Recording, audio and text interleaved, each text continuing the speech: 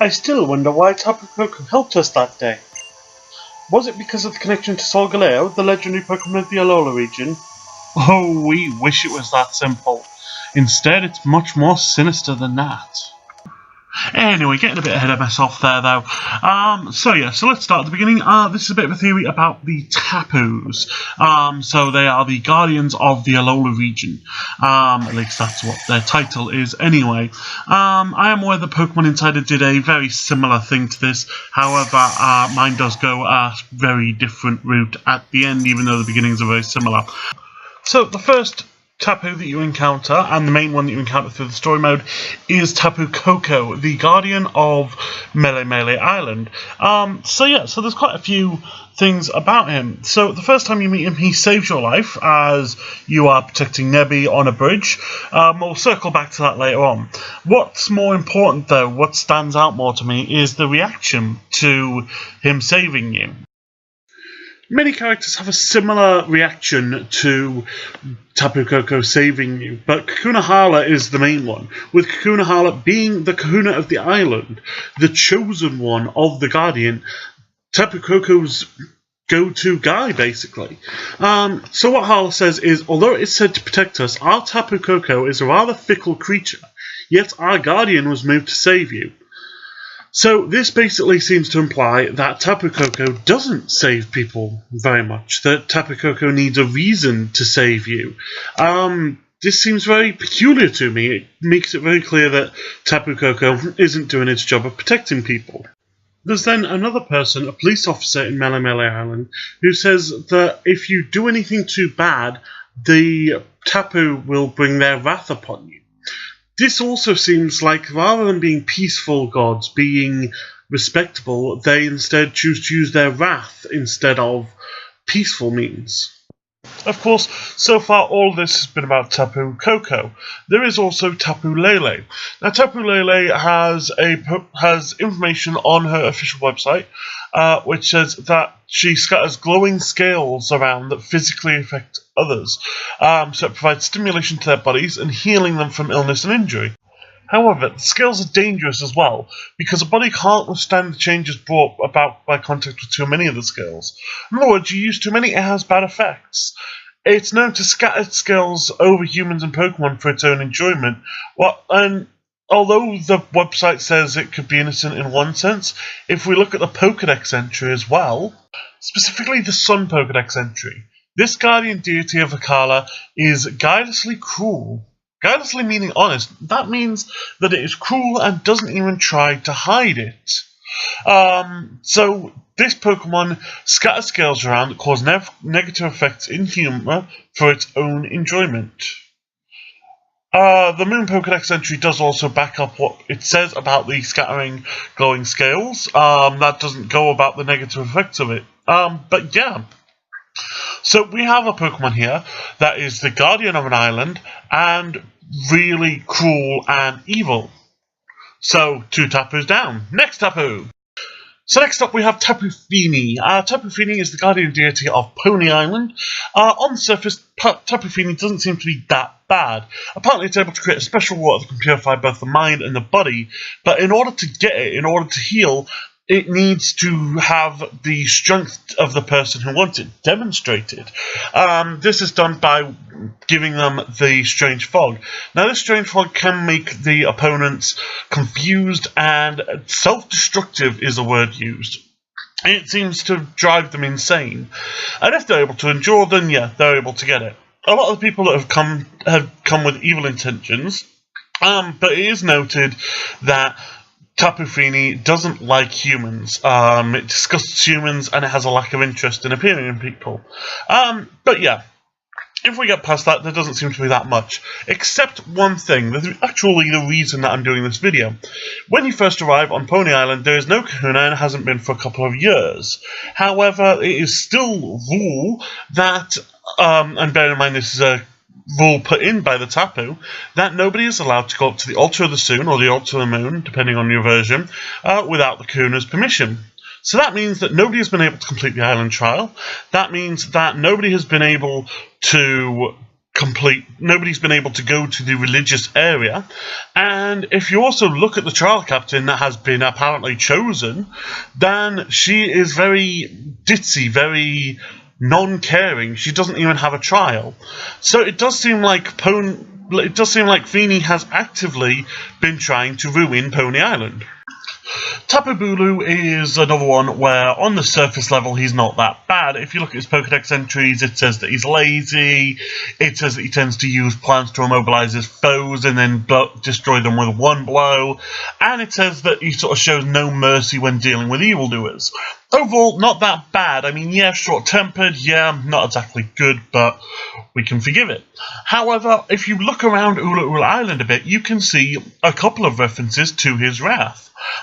First of all, is that if you look at the Thrifty Megamart, where you do your trial, that was destroyed by Tapu Bulu because apparently the island is sacred and you can't put a shop there. And so he destroyed it. There's no clarification as to whether people died or not, but looking at the huge amount of ghost types there, it does seem like, yeah, there may have been some casualties there. Then there is actually a bit of a common theory, one which I believe, and I'll probably go into more detail, that Po Town was built as a defense against Tapu Bulu.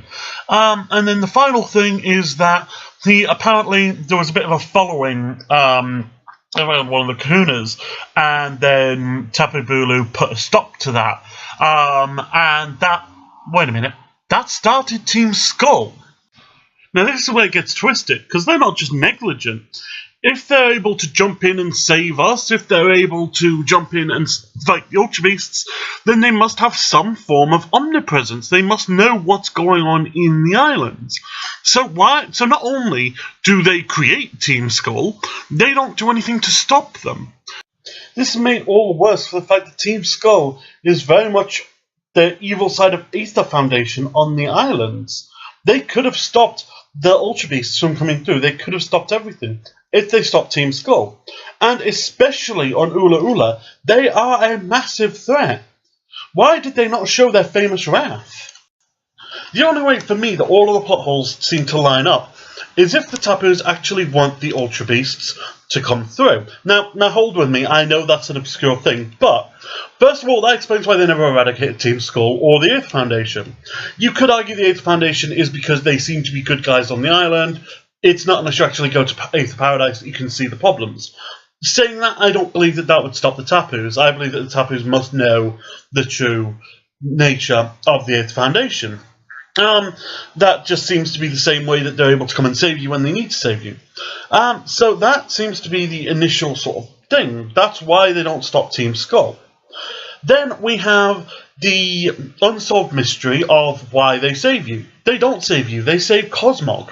On the bridge, it never gets explained why you get saved. It's sort of suggested that it might be because of your connection to Cosmog, because you're the one that will stop Aether Foundation and stop the Ultra Beasts. But that requires so much. It requires them actually seeing into the future, actually seeing that you are the one that can stop it. That's not just omnipresence, that is seeing the future. That is a big difference and a massive leap. So I don't really buy that. What seems to be much more plausible is that they weren't actually saving you all. They were saving Nebby.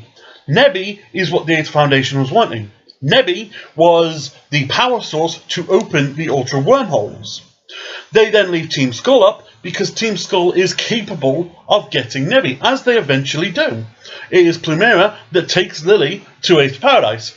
So that is how Nebby gets back in the hands, which is how the Ultra Wormholes go through. It just seems to all click together. That does definitely seem to be where their actions lead to. And they do very little to actually stop the Ultra Beasts.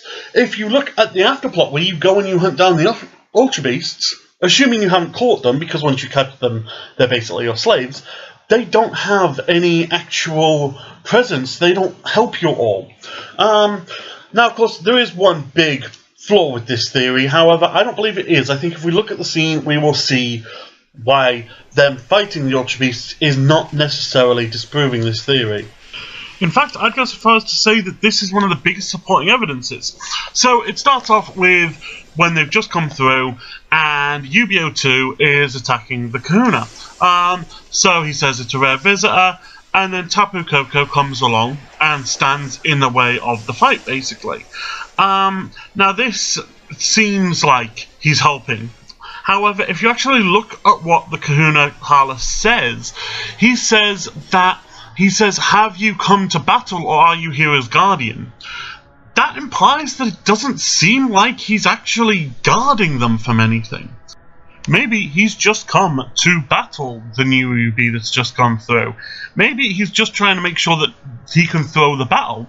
At the end of the day, we know that the UBs either win or something. I mean, the battle fades out, but the UBs all stay where they come through. They tend to get thrown a bit away, but it's like they go to Verdant Forest or something like that. Probably enough for the Tapus to be able to avoid having people going after them until the time is right. Of course, you end up hunting them all down before any sort of final plan comes to it. There's also another bit of evidence from when you read the story of Nebi, of Solgaleo or Lunala, in which it reveals that the Tapus originally fought against Solgaleo and Lunala. This, first of all, would mean that they have no reason to save Nebi. Even if it's saving you, they don't have a reason to save Nebi because they like Nebi. They are enemies. So they would have to have a good reason for it. Also, as a note, if they had just let Nebi die, the Ultra Wormholes would never have come through. It just seems like either they are incredibly, stupidly incompetent, and they make so many mistakes to the point where their mistakes are going to bring about the end of the world, or it seems like they are deliberately trying to bring the Ultra Beasts through. Now, maybe it is to destroy the world, maybe it is just because the Ultra Beasts aren't as bad as they seem to be. But either way, it definitely seems like the Tapus are on the sides of the Ultra Beasts. And that explains every unanswered question about what they do when you see them. Of course, that's just how I see it. Other people see it differently. Let me know if I missed something. Put a comment in the comment section below to let me know what you think of this theory. Do you think I got it bob on? Do you think I've made some sort of horrible mistake somewhere? Let me know, and I will... I'll try to respond if anybody brings up any good points. I may even do a follow-up video if somebody does have something which debunks this. And yeah, also leave in the comment section below any theories you'd like me to do. So yeah, thank you very much for watching, and I'll see you next time.